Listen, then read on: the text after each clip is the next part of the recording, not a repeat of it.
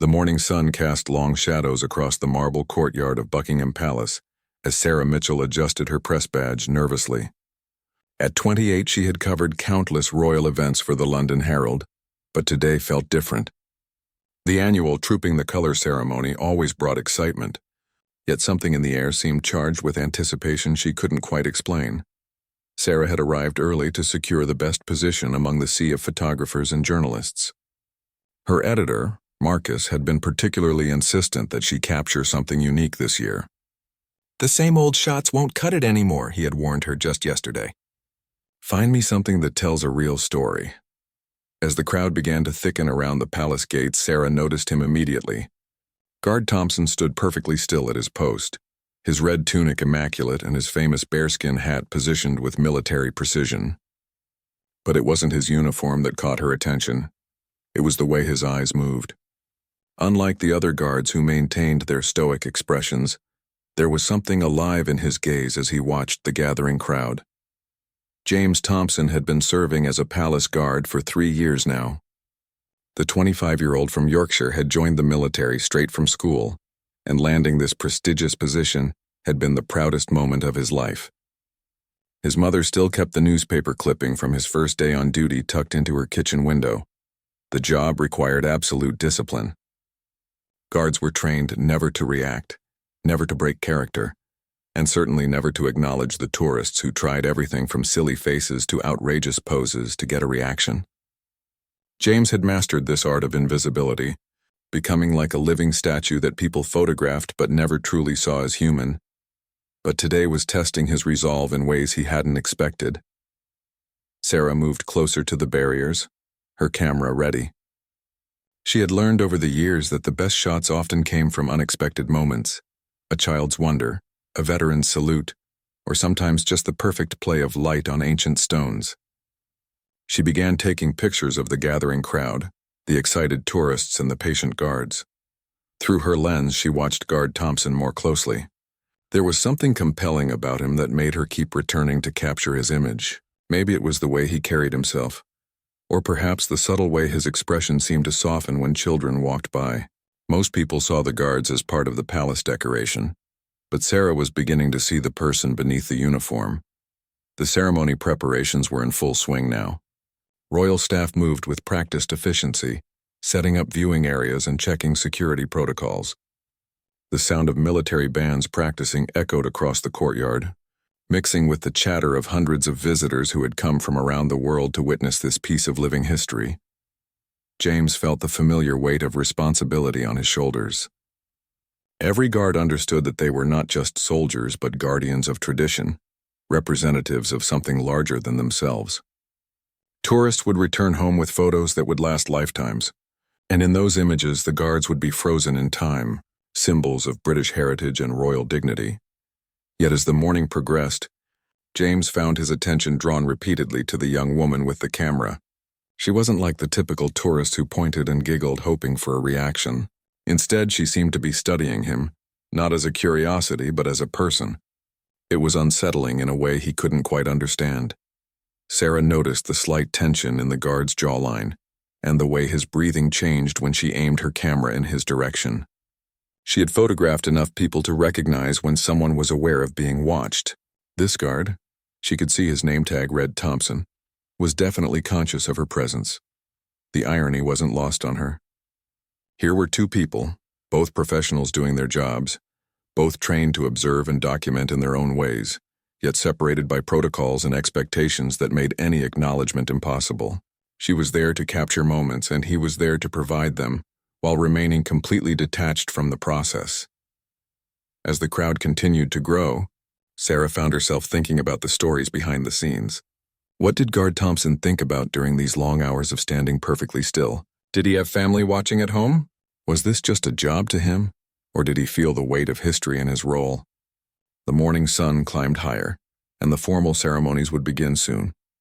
Sarah checked her camera settings and prepared for the main event. But she couldn't shake the feeling that the most interesting story of the day might not be the official pageantry at all. James felt a drop of sweat form under his heavy bearskin hat but maintained his rigid posture. The training had prepared him for physical discomfort, But nothing had prepared him for this strange sense of connection he felt with someone in the crowd. It went against everything he had been taught about maintaining professional distance. The woman with the camera had moved again, this time positioning herself almost directly in front of his post. She seemed to be waiting for something, though he couldn't imagine what. The other photographers were focused on getting shots of the arriving dignitaries and the ceremonial preparations, but she kept coming back to photograph him. For the first time in his career as a palace guard, James found himself hoping that something would happen to break the monotony of his duty. Not anything dramatic or protocol-breaking, but just something that would acknowledge the humanity that existed beneath the uniform and tradition. Sarah lowered her camera for a moment and looked directly at Guard Thompson. In that brief instant, their eyes met, and something passed between them. Not romantic or dramatic, but a simple recognition that they were both people doing their jobs in this grand theater of royal tradition. Neither of them could have predicted what would happen next, or how a single moment of human connection would change everything they thought they knew about duty, protocol, and the unexpected ways that life can surprise us when we least expect it. The ceremony was reaching its peak when everything changed. Sarah had been following the procession with her camera, capturing the precise movements of the guards and the colorful pageantry that drew millions of viewers worldwide. The Queen's carriage had just passed, and the crowd was at its most excited, with cameras flashing and people straining to get better views. James maintained his position at the palace entrance, his role during the ceremony being to guard the main building, while his colleagues participated in the parade. He could hear the military band playing and the crowd cheering, but his duty required him to remain focused on his immediate surroundings.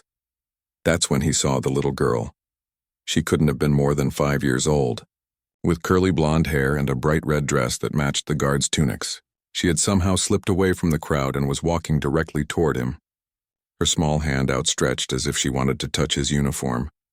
Sarah noticed the situation developing through her telephoto lens. She had been photographing the crowd's reactions when she spotted the child moving away from what appeared to be her frantic mother, who was trapped behind several rows of people and couldn't push through quickly enough. The little girl was now just a few feet from Guard Thompson, looking up at him with the innocent curiosity that only children possess. She seemed fascinated by his tall hat and shiny buttons, completely unaware that she was about to create a situation that would test every rule in the palace guard handbook. James felt his heart rate increase. This was exactly the kind of scenario they had trained for. Yet nothing in his preparation had made it feel less complicated. The child was clearly lost and potentially in a dangerous situation, separated from her family in a crowd of thousands. But his orders were explicit. Maintain position, do not break character, do not interact with the public. Sarah watched through her camera as the scene unfolded. She could see the guard's internal struggle playing out in the subtle changes in his posture. His training demanded one response, but his human instincts were clearly pulling him in another direction. The little girl reached out and gently touched the guard's leg, looking up at him with complete trust. "Are you a real soldier?" she asked in a voice so innocent and clear that several nearby tourists turned to watch what would happen. For James, time seemed to slow down. He could see the child's mother desperately trying to push through the crowd, still 20 feet away and clearly panicking. Security personnel were also moving toward the situation, but they would take precious seconds to reach the scene. In that moment, James realized that following protocol to the letter might mean allowing a small child to remain in a potentially dangerous situation. Sarah held her breath as she watched through her camera. This was the moment that could define both the guard's career and her own story. She kept her finger ready on the shutter, knowing that whatever happened next would be significant. The little girl, emboldened by the guard's silence, reached up higher and tried to touch one of the shiny buttons on his red tunic. "My daddy says you protect the Queen," she said with the matter-of-fact tone that children use when sharing important information. James looked down at the child, and for the first time in 3 years of service, he felt his professional facade beginning to crack. This wasn't about tourists trying to get a reaction for social media. This was about a lost child who needed help, and he was the closest person in a position to provide it. Sarah watched as Guard Thompson's expression softened almost imperceptibly. She could see him struggling with a decision that went to the core of who he was, not just as a soldier, but as a human being. The moment of decision came when the little girl stumbled slightly on the uneven cobblestones. Without thinking, James moved. It was just a small movement, a subtle shift to steady her, but it was movement nonetheless. He had broken his statue-like pose for the first time in his career, but then something even more unexpected happened. Instead of simply steadying the child and returning to his rigid position, James did something that surprised everyone, including himself. He gently placed his white-gloved hand on the little girl's shoulder and guided her toward where he could see her mother fighting through the crowd. Sarah's camera captured every moment. The slight bend of the guard's knees as he leaned down to the child's level, the gentle way he pointed toward her mother, and most remarkably, the small smile that crossed his face when the little girl looked up at him with gratitude. "There's your mummy," James said quietly, his voice barely audible above the crowd noise but clear enough for those nearby to hear. It was the first time he had spoken while on duty outside of official protocols. The little girl followed his gesture and saw her mother pushing through the final row of people. "Mummy," she called out, running toward the woman who swept her up in a relieved embrace. But the story didn't end there. As the mother held her daughter tightly, she looked back toward Guard Thompson with tears of gratitude in her eyes. The crowd that had witnessed the gentle interaction began to applaud, not mockingly, but with genuine appreciation for the humanity they had just witnessed. James straightened back into his official position, but something fundamental had changed. He had made a choice to prioritize human compassion over rigid protocol, and instead of facing criticism, he was receiving appreciation from the very people he served. Sarah lowered her camera, realizing she had just captured something extraordinary. This wasn't just a guard-breaking character. This was a moment where duty and humanity had aligned perfectly, creating something beautiful rather than problematic. The ceremony continued around them, but several people in the immediate area were now looking at Guard Thompson with new eyes. He wasn't just a living statue or a tourist attraction anymore. He was a person who had chosen kindness in a moment when it mattered. As the crowd began to thin and the formal ceremonies wound down, Sarah found herself thinking about the complexity of the moment she had witnessed. Here was a man whose job required him to suppress his natural human responses, yet when faced with a genuine need, he had chosen to respond with grace and compassion. The little girl and her mother disappeared into the crowd, but the impact of the brief encounter lingered. Sarah had the photographs, but more importantly, she had witnessed something that challenged her assumptions about duty, protocol, and the spaces where humanity and professionalism intersect.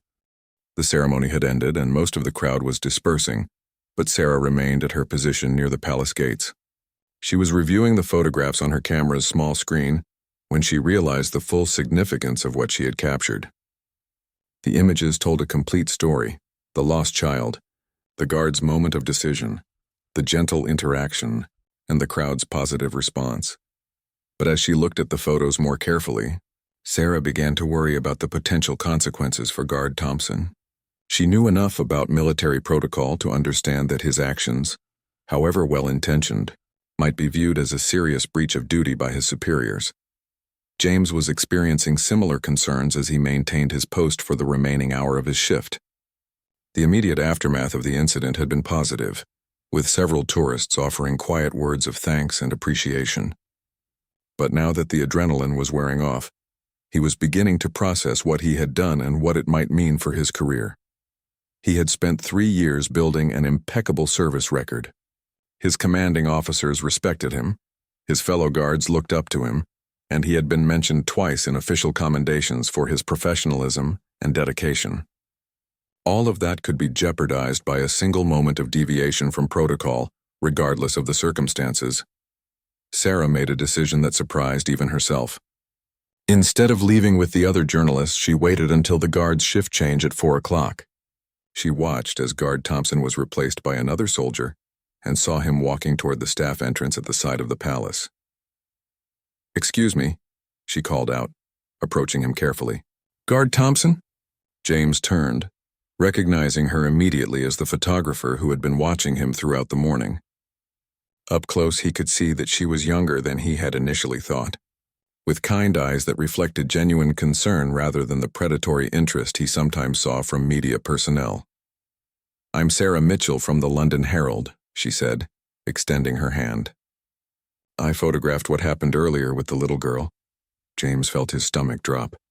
This was exactly what he had been dreading. Media attention that would inevitably reach his commanding officers and potentially end his career. I see, he said carefully, not taking her offered handshake. Sarah noticed his hesitation and quickly tried to reassure him. I'm not here to cause you trouble. Actually, I'm concerned about the same thing you're probably worried about. I have photographs of the incident, and I wanted to talk to you before I decide what to do with them. This was not the conversation James had expected. He had assumed that any journalist would be eager to publish a story about a palace guard breaking protocol, especially with photographic evidence. The fact that she was approaching him directly showed a level of professional courtesy he hadn't anticipated. What do you mean, what to do with them? He asked, his Yorkshire accent more pronounced now that he was no longer in his official capacity. Sarah looked around the busy street and gestured toward a small cafe across from the palace. Could we talk somewhere more private? I think we both have concerns about how this situation might be handled, and maybe we can figure out the best way forward. James hesitated. Fraternizing with media personnel was another area where palace protocol was quite strict, but his curiosity about her intentions outweighed his caution. And he found himself nodding agreement. 10 minutes later, they were sitting across from each other in a corner booth of the small cafe, 2 cups of tea cooling between them as they sized each other up. Sarah had her camera bag beside her, and James kept glancing at it nervously. Let me show you what I captured, Sarah said, pulling out her camera and turning the screen toward him. She scrolled through the sequence of images that showed the entire incident from start to finish. James studied the photographs with a mixture of fascination and dread. They were beautifully composed and told the story clearly, perhaps too clearly.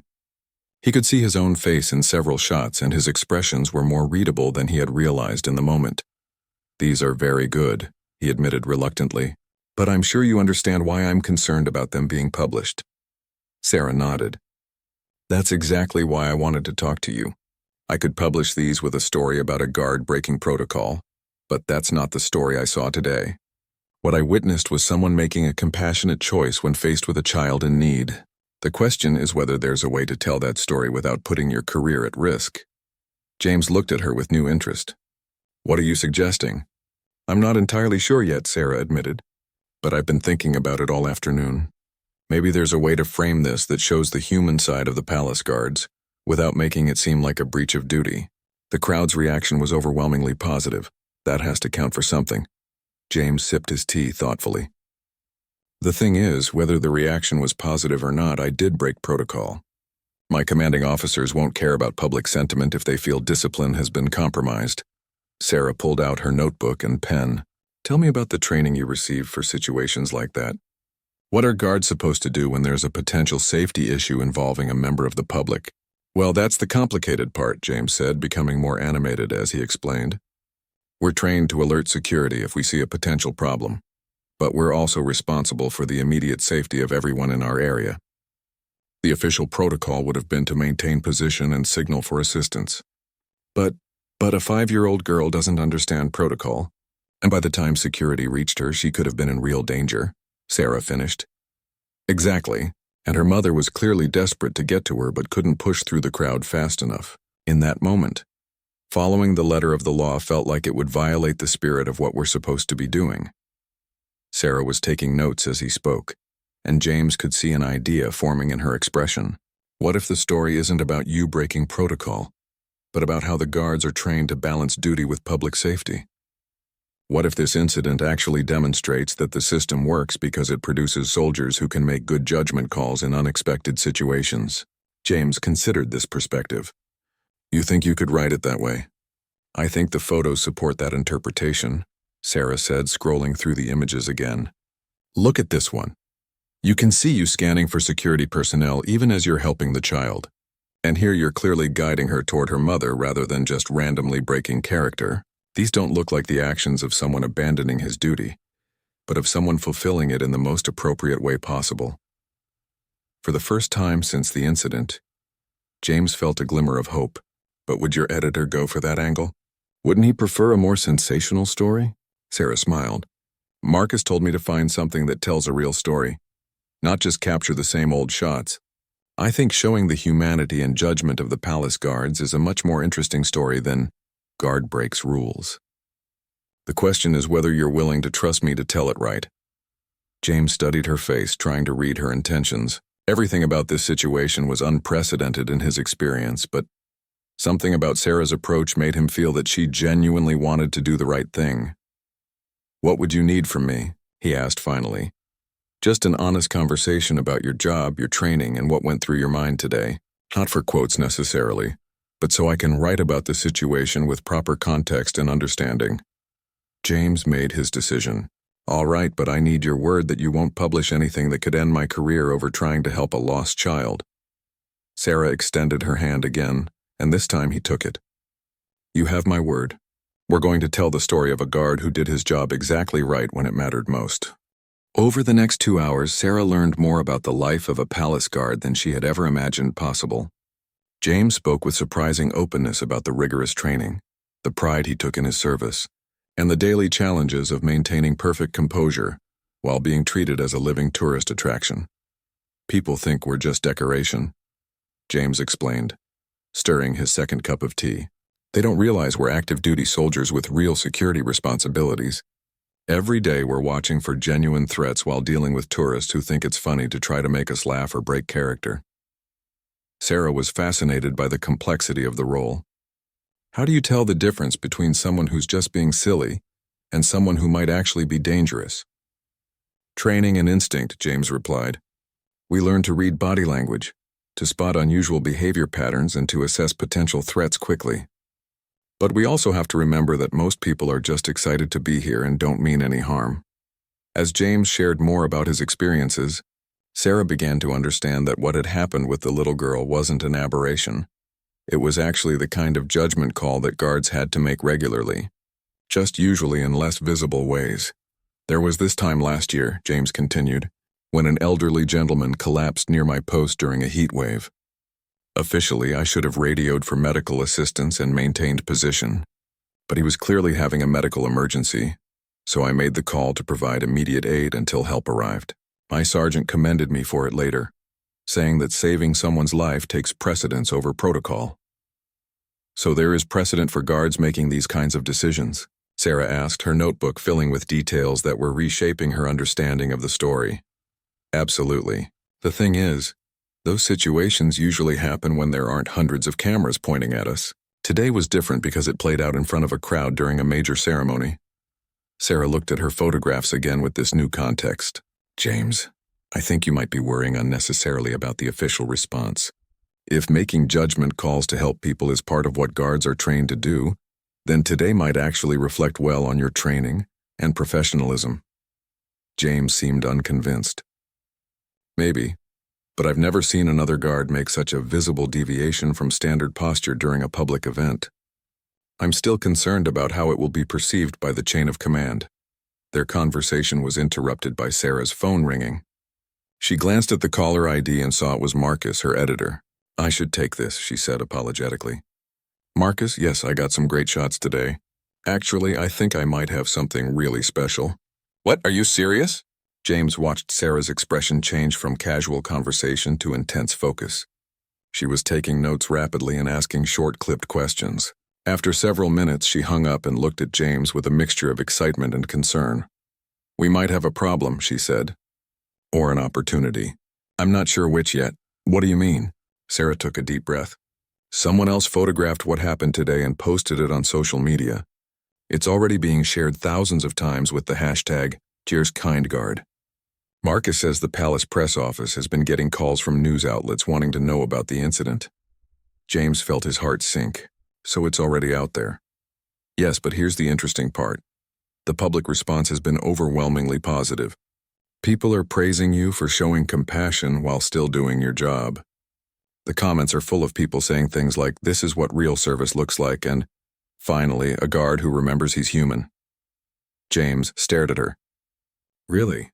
Sarah showed him her phone screen where she had pulled up the viral post. The image quality wasn't as good as her professional shots, but it clearly showed him helping the little girl. The comments section was indeed filled with positive responses from people around the world. "The thing is," Sarah continued, "now that it's already public, We have a choice to make. We can either let the story be told by random social media posts and amateur photos, or we can tell it properly with context and professionalism. James read through some of the comments, amazed by the supportive tone. I never expected this kind of reaction. Neither did I, Sarah admitted. But it makes me think that maybe people are hungry for stories about genuine human kindness, especially from institutions they see as formal and distant. This might be exactly the kind of positive story that both the public and the palace can embrace. James's phone buzzed with a text message. He read it and looked up with surprise. That's my sergeant. He wants to see me first thing tomorrow morning. Is that bad? I don't know.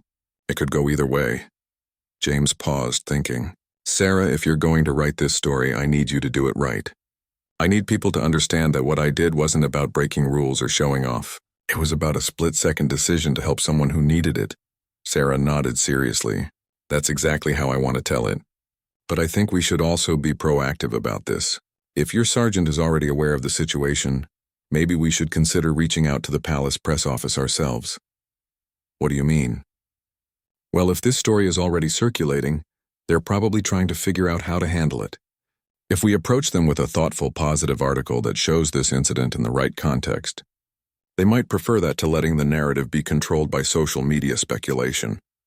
James considered this. You think they'd actually want to cooperate with a news story about this? I think they'd want to make sure the story is told accurately and positively, rather than letting it spiral into something sensationalized. Your actions today actually reflect well on the training and character of the palace guards. That's a message they might want to support. Sarah pulled out her business card and wrote her personal phone number on the back. Here's what I suggest. Go to your meeting tomorrow morning and be completely honest about what happened and why you made the decision you did. If they ask about media coverage, mention that you've spoken with me and that I'm planning to write a story that focuses on the professionalism and humanity that the incident demonstrated. James took the card. And if they don't like that idea, then we'll figure out another approach. But James, I really think this is going to turn out better than you expect. What you did today was brave and kind. And in a world that often feels divided and cold, people are responding to that authenticity. They stood to leave, and James realized that in the span of a few hours, this journalist had gone from being a potential threat to his career to being something like an ally. Sarah, why are you doing this? Why not just write the sensational version of the story? Sarah gathered her camera equipment and considered the question. Because the real story is more interesting than the sensational one. And because I think both you and the public deserve better than cheap headlines about protocol violations. What happened today was about human decency. And that's a story worth telling, right? As they walked back toward the palace, James felt cautiously optimistic for the first time since the incident. The viral social media post was concerning, but the positive public response was encouraging. More importantly, he felt confident that Sarah would tell his story fairly and accurately. I'll call you after my meeting tomorrow, he promised as they parted ways. Sarah watched him walk toward the palace staff entrance, already planning how she would structure the article. She had all the elements of a compelling story: duty, humanity, split-second decision-making, and an unexpectedly positive public response. But more than that, she had a story that challenged assumptions about institutional rigidity and showed that sometimes the most professional thing to do is to act with compassion. The next 24 hours would determine whether James's career would be defined by this moment of kindness and whether Sarah's article would capture the true significance of what had happened that day. James barely slept that night. He kept replaying the events of the previous day and wondering what his sergeant would say. Sergeant Williams had been his mentor since he joined the Palace Guard, a 30-year veteran who had seen every possible situation and always knew the right response. If anyone would understand his decision, it would be Williams. But James also knew that the sergeant's first loyalty was to military discipline and protocol. He arrived at the palace 20 minutes early for his 8 o'clock meeting, his dress uniform perfectly pressed despite his restless night. The guard headquarters was unusually quiet for a morning shift change, and James wondered if word had already spread about the incident. Sergeant Williams was waiting for him in his office, along with someone James didn't recognize. A woman in civilian clothes who introduced herself as Helen Morrison from the Palace press office. James felt his stomach tighten as he realized this meeting was more serious than he had hoped. "Sit down, Thompson," Sergeant Williams said, his expression unreadable. "I imagine you know why you're here." "Yes, sir." "The incident yesterday with the lost child during the ceremony," Helen Morrison spoke up. "We've been monitoring the social media response to the photographs that were posted online. The situation has attracted significant public attention." James nodded, unsure whether this was good news or bad. "I understand, ma'am." Sergeant Williams leaned forward. "Thompson, walk me through exactly what happened and why you made the decisions you did." For the next 15 minutes, James recounted the events in detail, from first noticing the child to helping her reunite with her mother. He explained his assessment of the security situation, his concerns about the child's safety, and his reasoning for taking action rather than strictly following standard protocol. When he finished, there was a long silence. Finally, Sergeant Williams spoke. "Thompson, in your 3 years of service, you've been exemplary. Your record is spotless, your dedication is unquestionable, and your fellow guards respect you. Yesterday, you faced a situation that wasn't covered in any training manual and had to make a split-second decision." James held his breath. "You made the right call," Williams continued. "That child was in potential danger and you acted to ensure her safety while maintaining the dignity of your position. The fact that you did it gracefully and with consideration for all parties involved shows exactly the kind of judgment we want our guards to exercise." The relief James felt was overwhelming, but Helen Morrison's presence suggested the conversation wasn't over. "The challenge we face now," Morrison said, "is managing the public narrative around this incident.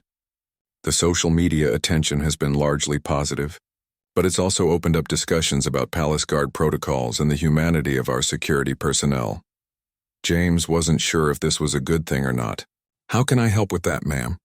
Morrison pulled out her tablet and showed him several news articles and social media posts. "The story has taken on a life of its own.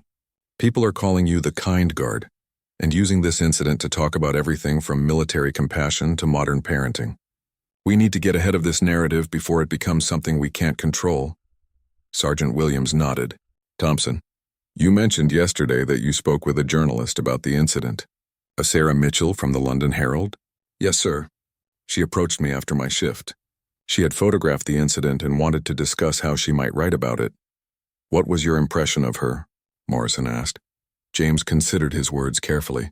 "She seemed professional and genuinely interested in telling the story accurately rather than sensationally. She expressed concern about protecting my career and wanted to frame the incident in a way that showed proper protocol and judgment rather than a breach of discipline." Morrison and Williams exchanged a look. "We've done some research on Ms. Mitchell," Morrison said. "She has a reputation for fair and thorough reporting, and her editor at the Herald has indicated they're interested in a thoughtful piece about this situation." "What does that mean for me?" James asked. Sergeant Williams smiled for the first time during the meeting.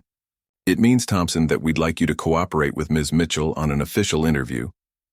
We want to use this situation as an opportunity to show the public what our guards are really trained to do and the kind of people we recruit for these positions." James was stunned. "You want me to do a news interview?"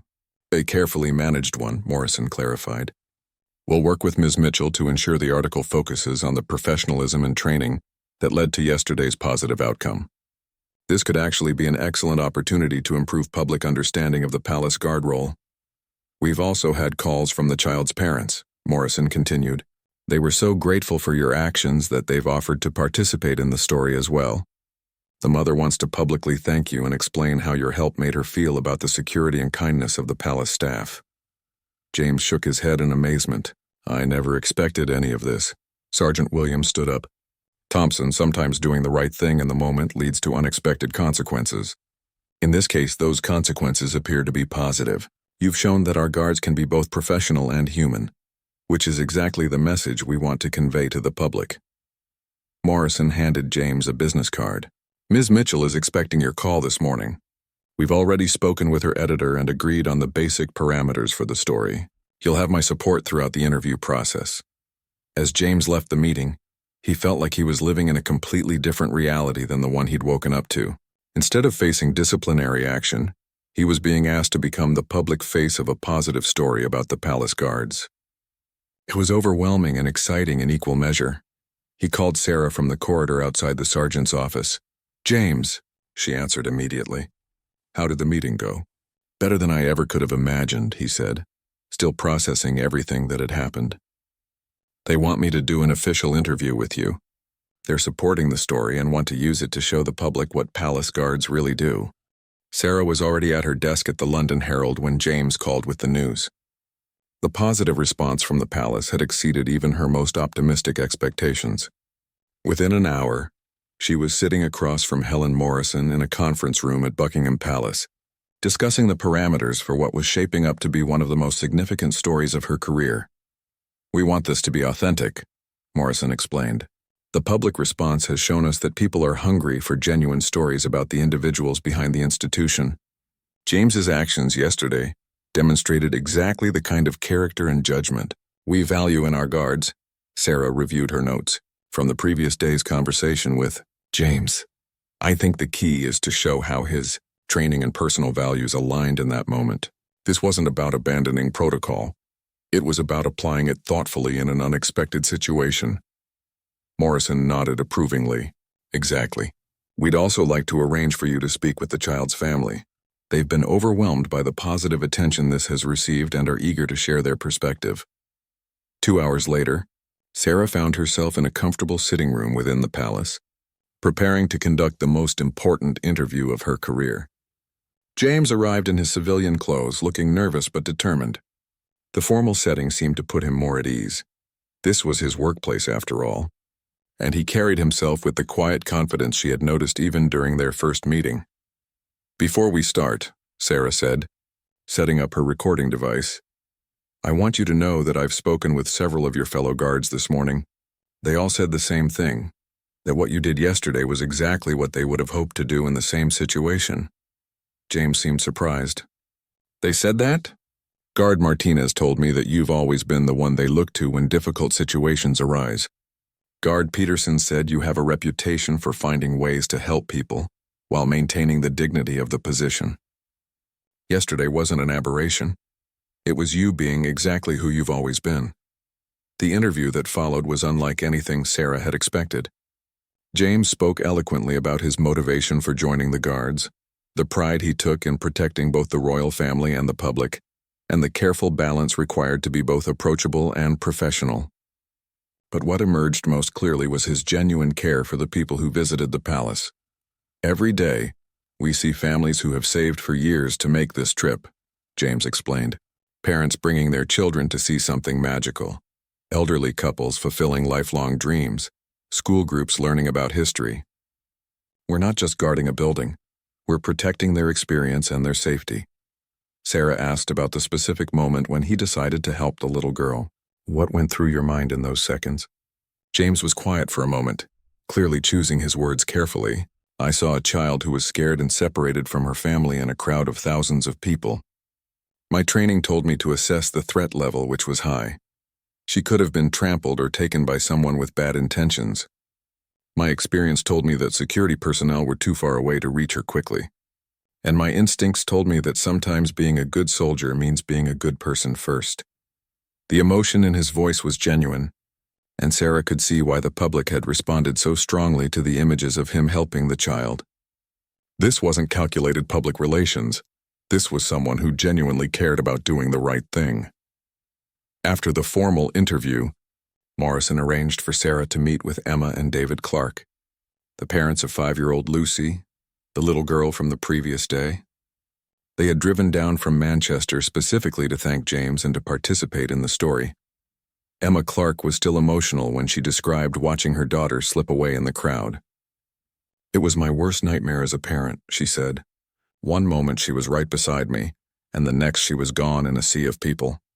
When I saw that guard gently helping her and pointing her toward me, I knew she was safe." David Clark added, "What impressed me most was how natural it seemed.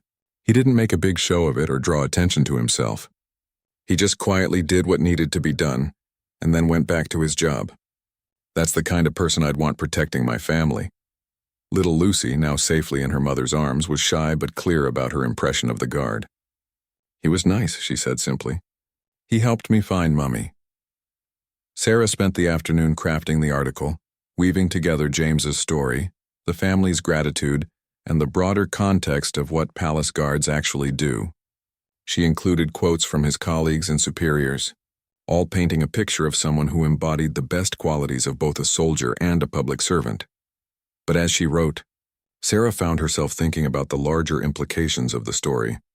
In an era when institutions often seemed distant and impersonal, here was an example of how individual character could humanize even the most formal organizations. James hadn't diminished the dignity of the palace guards by showing compassion. He had enhanced it. The article was published the next morning with the headline, "The Guard Who Remembered He Was Human: How Palace Training Prepared One Soldier for a Moment of Kindness." Sarah's editor, Marcus, had initially pushed for something more sensational, but after reading her draft, he agreed that the thoughtful approach was more powerful. The response was immediate and overwhelming. The story was picked up by news outlets around the world, with James's photo and the images of him helping Lucy appearing on front pages from New York to Tokyo. Social media exploded with positive comments, and the palace press office received hundreds of messages of support. But the most meaningful response came from an unexpected source.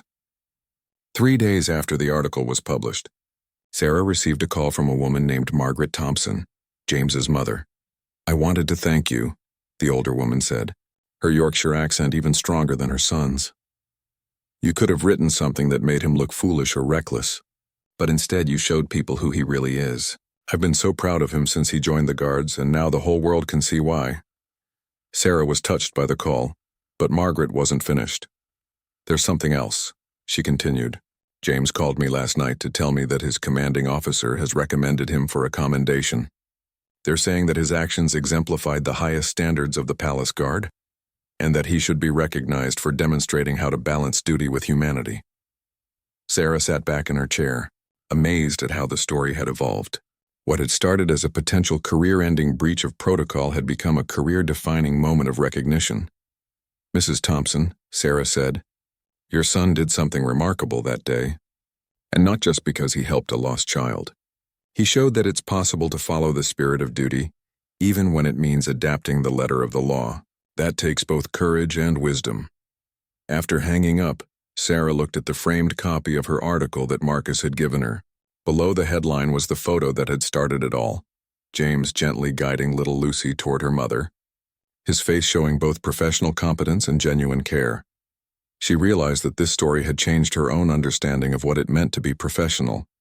Sometimes the most professional thing you could do was to remember that behind every uniform, every protocol, and every institution were human beings making choices about how to treat each other. The story of the palace guard who embraced his humanity had become something larger than any of them had expected. A reminder that kindness and duty weren't opposites, but rather two sides of the same commitment to serving others. 6 months later, Sarah found herself back at Buckingham Palace, but this time for a very different reason. She was attending a special ceremony where James Thompson would receive the Queen's Commendation for exemplary service, the highest honor that could be bestowed upon a palace guard for actions performed while on duty. The transformation in James's life had been remarkable. What started as a moment of instinctive kindness had evolved into something that redefined how the palace guards were perceived by the public. The positive coverage of his story had led to increased interest in guard recruitment, with applications rising by 40% as young people were inspired by the idea of service that combined duty with humanity. James himself had been promoted to senior guard and was now involved in training new recruits. He had become the unofficial spokesperson for the palace guards whenever media opportunities arose, always emphasizing the human element behind the formal exterior. Sarah watched from the press gallery as James, resplendent in his ceremonial uniform, stood at attention while his commendation was read aloud. The citation specifically mentioned his exemplary judgment in balancing protocol adherence with public safety, demonstrating the highest standards of military bearing while showing compassion and care for visitors to the palace. But perhaps more meaningful than the official recognition was what had happened in the months following the original incident. The palace had quietly modified some of their protocols to give guards more flexibility in situations involving public safety, particularly when children or elderly visitors were involved. James's actions had literally changed policy, proving that sometimes individual courage could improve institutional practices. The Clark family was in attendance as special guests, with little Lucy, now 6 years old, and proudly wearing a miniature palace guard hat that James had arranged for her to receive. She had become something of a pen pal with James, sending him drawings and letters that he treasured more than any official commendation. After the ceremony, Sarah approached James in the reception area. He looked comfortable with the attention now, having learned to balance his natural humility with the recognition that his story had become important to people around the world. "How does it feel?" Sarah asked, gesturing toward the medal on his chest. James smiled, and Sarah noticed that the same warmth she had captured in her photograph 6 months earlier was still there, unchanged by all the attention and accolades. "It feels good, but honestly, the best part has been seeing how it's changed things for all the guards. We're not just seen as tourist attractions anymore. People understand that we're real soldiers with real responsibilities. And real hearts," Sarah added. "That too," James agreed. "Though I think we always had those. Sometimes it just takes the right moment to show them." Their conversation was interrupted by Emma Clark, who approached with Lucy in tow.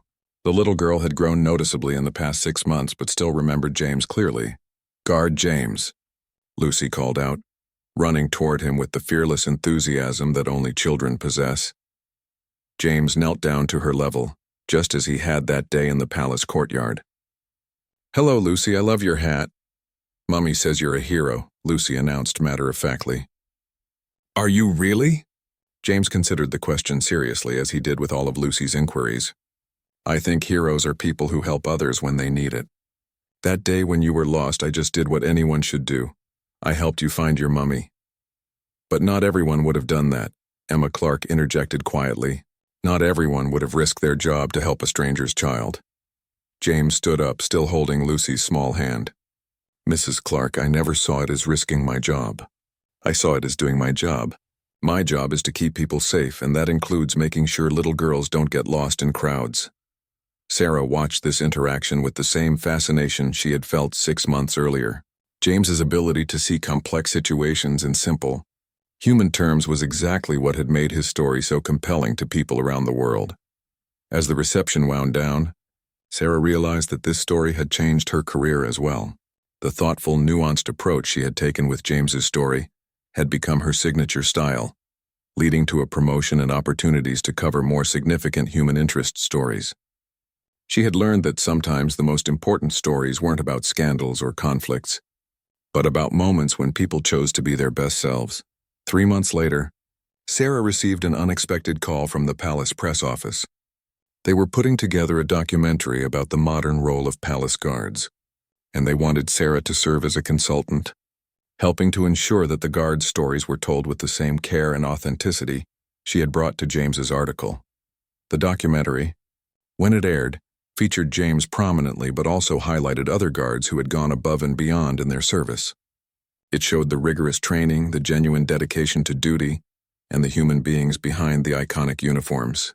The response was overwhelmingly positive, further cementing the new public perception of the palace guards as both professional soldiers and caring individuals. On the first anniversary of the original incident, Sarah returned to the palace courtyard where it had all begun. James was on duty again, standing at the same post where she had first photographed him. She watched from a distance as tourists took pictures and children pointed at the guards with excitement, rather than the casual disregard she remembered from a year earlier. A young mother with a toddler approached James's post, and Sarah could see the child had dropped his toy just out of reach. Without hesitation, but with perfect military bearing, James used his ceremonial staff to gently push the toy back toward the child.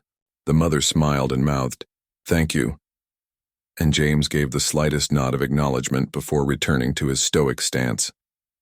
It was a small moment, barely noticeable unless you were watching carefully.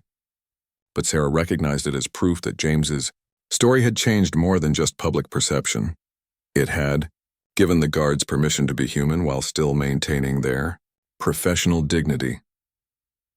As Sarah walked away from the palace that day, She reflected on how a single moment of kindness had rippled outward to create positive change in ways none of them could have predicted.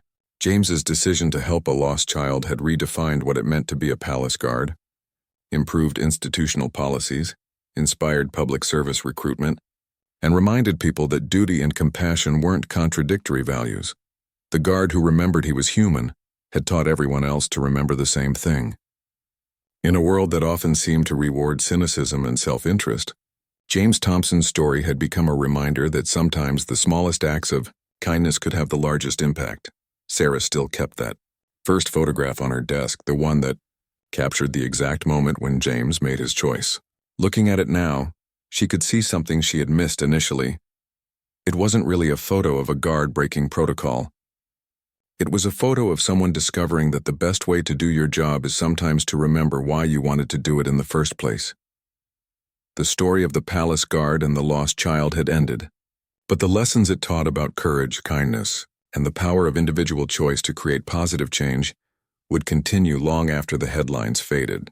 In helping one little girl find her mother, James Thompson had helped everyone remember what it meant to take care of each other.